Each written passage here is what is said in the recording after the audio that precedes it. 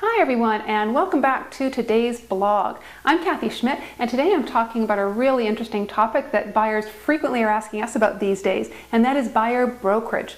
We've actually worked with written service agreements always for our buyers, but up till this point, sellers were the only ones that actually always had that written agreement that stated very clearly what they could expect from their realtor.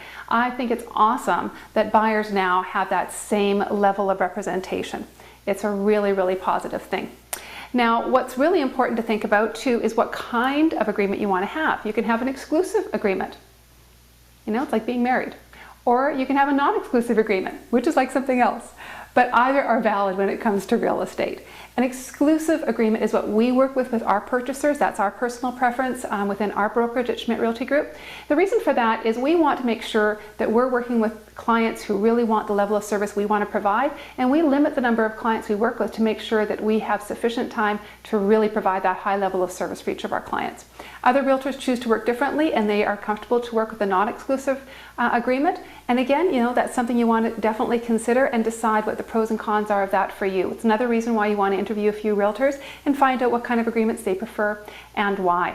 But what's really, really important to understand is, again, the level of service you're going to be getting, and that's what's really dictated clearly within that agreement that you choose. So you do want to have that one-on-one discussion with your realtor. Now, the topic of fees often comes up, and we like to be very upfront about that. When we meet with a new client, we spend a good amount of time just walking through all the finances, including any fees that could come up. Most of the time, fees paid to the buyer's brokerage are paid by the seller directly. That's how MLS has typically worked. But sometimes our clients find a property that's not on MLS, or it's maybe sort of a bit of an unusual situation, and the seller actually isn't paying fees.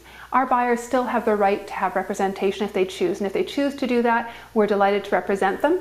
And then what they do is they just put the fees right into their mortgage, just like as if they had been on a regular MLS property where the seller was paying those fees. And again, we walk our clients through that so you understand completely how it does work.